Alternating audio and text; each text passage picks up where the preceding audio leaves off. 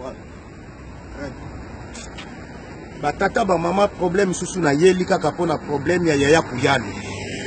Naza sir bandeko nyonso babengi ngai ba oyo toza ensemble na bango ba oyo tozo ko soutenir Ndongi ya Congo.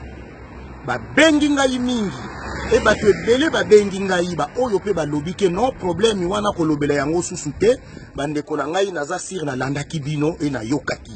Mais ba oyo babengi ngai balobi ke faut continuer ko attaquer ye. Pamba te abunga kinzela. Pamba te alandaki bambongo. Oyo ba congolais ya ba sentiment. Yango na ye ko tika susu message oyo.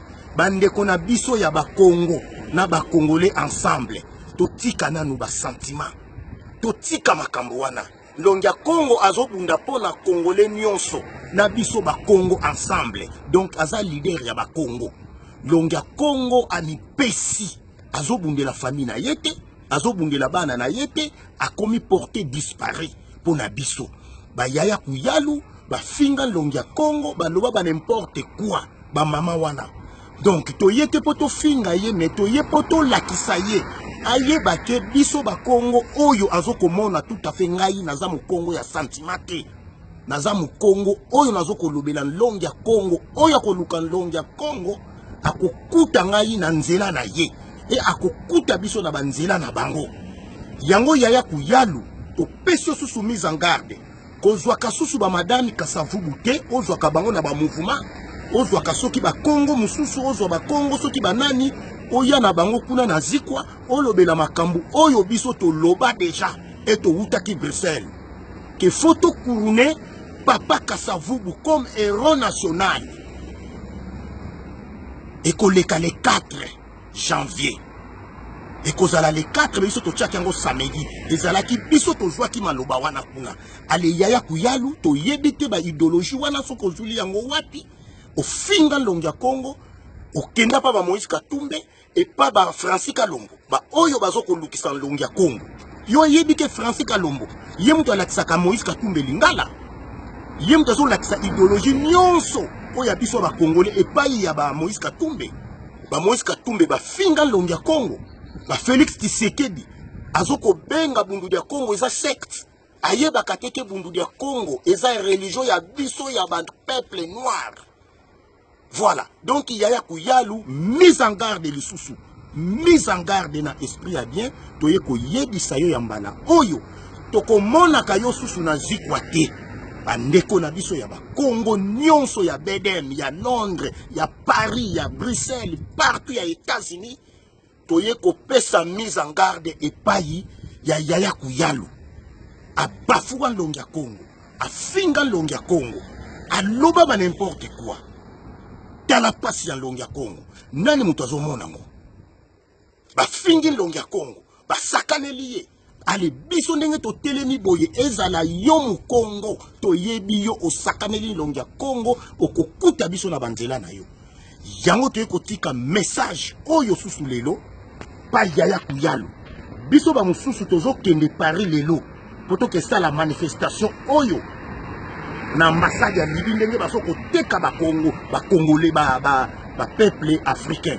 Yango nde tozo kendele. Mais na l'équipe on a lobela yaya kuyalu ke batu ebele babenge batu ebele ba yebisi biso po toza ensemble toza ebele toza plus de 1150 ba membre oyo bazo ko soutenir Ndongi ya Congo toza 1150 donc yaya kuyalu keba ba Congo sakanela ki sikoyo biso toza ko telima naza si biso ba mususu oyebi biso te mais toza la ka déjà si toza déjà donc tika ba idéologie wana continuer banzela na yo, continuer banzela na yo. Biso avato limbisa yo toko yoka voix ya leader ya ba Congo oyo atangani Ndongi ya Congo, le grand maître Mwanda Ntseni. Yende azo ko incarner force nyonso ya biso ya peuple Congo. Donc yaya kuyalu keba ba tata ba mama to tiki sous message. Il y a les 31, nous ensemble, nous continuons Koloba. Nous continuons continuer Koloba pour le 31 janvier. Peuple congolais, nous allons spectateurs, mais allons acteurs pour nous Kobengana Bajiniwana. Et biso ba Congo to Simbana, to zala bomoko.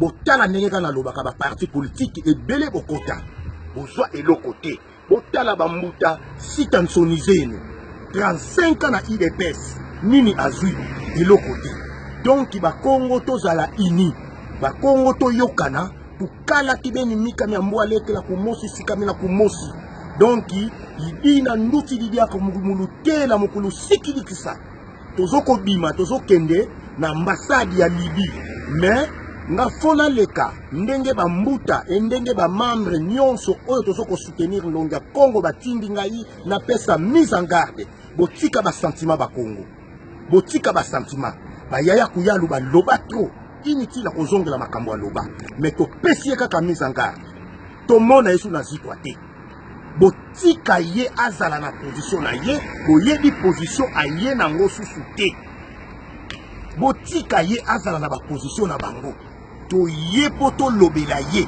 azokende kozwa ba madame Kasavubu na ba mouvement baya bazala place moko to monaki yango donc compliqué total yango ba Congo nyonso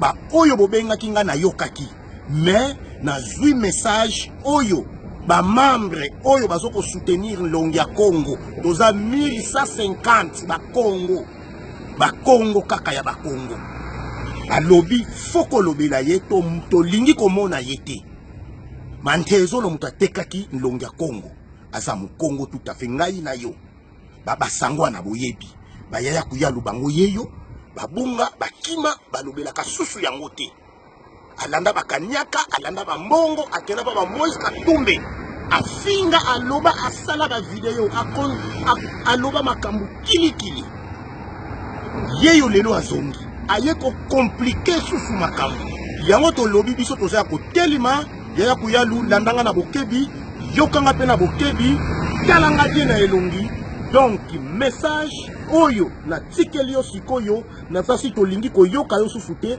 posa la vidéo pour les 4 biso les 4 yango to couronner papa Kasavubu comme héros national na ba martyr oyo basenga indépendance ya Congo mobimba ba oyo bakufa pona Congo voilà biso ba membre tozo soutenir Mwanda Nsemi tozo soutenir bato BDM toyeko tika message oyo et pas ba Congo nyonso donc yingeta oyo akotelemela longi ya Congo akokuta biso na banzela na ye donc ingeta message eleki ingeta toza ensemble aluta continuer à victoire sérieusement la boma